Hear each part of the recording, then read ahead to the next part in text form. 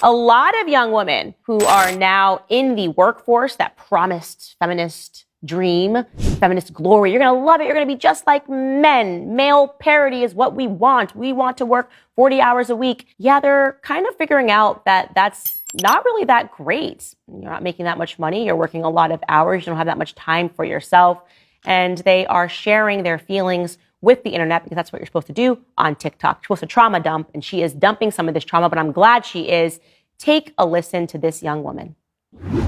Why is it that I have to work 40 hours a week just so I can have a place to live? So I work 40 hours a week so I can have a 2-bedroom apartment and an extra $300 a month. So not only do I not have any extra money, but just working makes me so exhausted.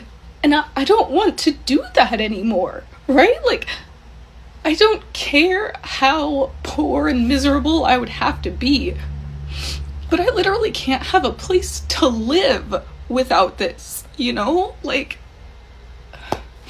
I don't know what to do. I'm not made for this. Yeah, a lot of people are making fun of her, but I feel her. I feel like we should answer her question. She is asking why, right? Why is this the circumstance? Well, the answer, sweetheart, is because big, bold, bad feminists came before you and insisted that women could be just like men. We obviously are not just like men. We are different entirely from men, right? We are symbiotic with men, but our roles in life are not meant to be the same. And I'm speaking strictly biologically. Men are wired different than women. Feminists came around and they kind of transgendered people in the mind. They brainwashed women into believing that they could be just like men. Here, take a birth control pill. You won't get pregnant. You can instead go to work, right? Work just alongside your male counterparts. And women are realizing that despite this dream that's sold to you, despite being propagandized in the school system, it's going to be so great. This is about freedom. That actually women are kind of miserable. That maybe Mother Nature had some things right. Maybe just the ability to be able to have children, to be able to feed children naturally from your body. It means, call me crazy, that you might be more naturally inclined to raise children. That's what I recognize, that I know what to do with the kids in a way that does not come as naturally to my husband. When we're talking about infants, women just know what to do. But you say these things and the feminists go, oh, how dare you say that? Men should be doing the exact same work. Okay, they can. Yeah, sure. You could beat it into a guy's head and say, no, you must raise infants at home every day. But it's not what comes naturally to them, right? And so, yes, we should instead answer her question. What's interesting is that my colleague, Matt Walsh, who's always on Trouble on X, formerly Twitter, answered her. He responded to her, and this is what he had to say. He wrote, honestly, boggles my mind that so many people think 40 hours of work a week is a lot.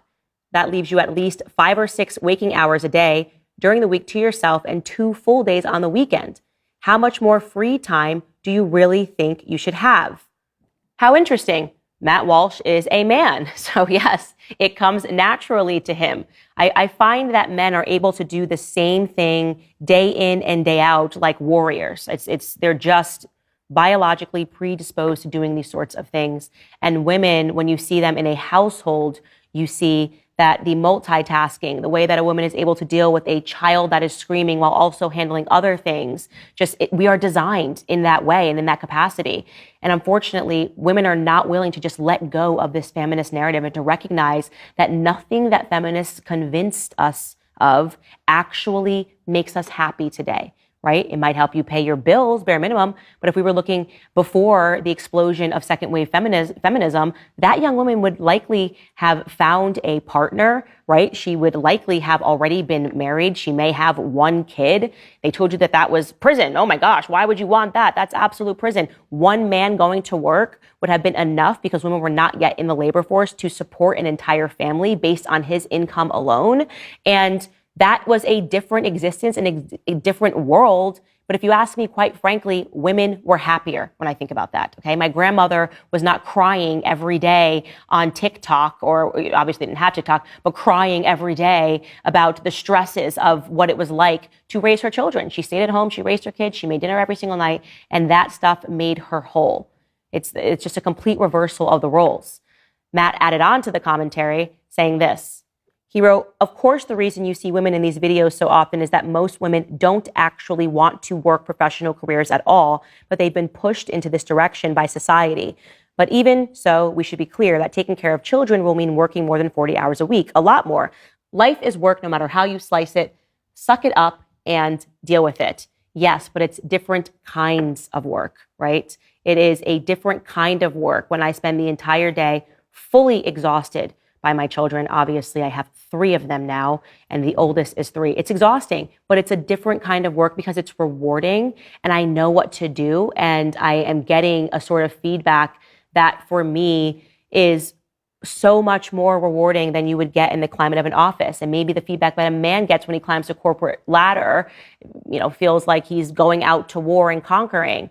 But these are things, again, that we should be willing to talk about, that we should be willing to acknowledge. Is it every single woman that feels this overwhelmed? No. But it is, in my view, a large majority of women who are feeling dissatisfied and are unwilling to look at the fact that it is our own fault for grabbing on to a radical feminist movement. Not our fault because we were younger and it happened before we were born, but we're still embracing those ideas and looking down upon women who are finally saying, no, thank you. We shouldn't look down upon them. I think that's the direction that we need to head toward.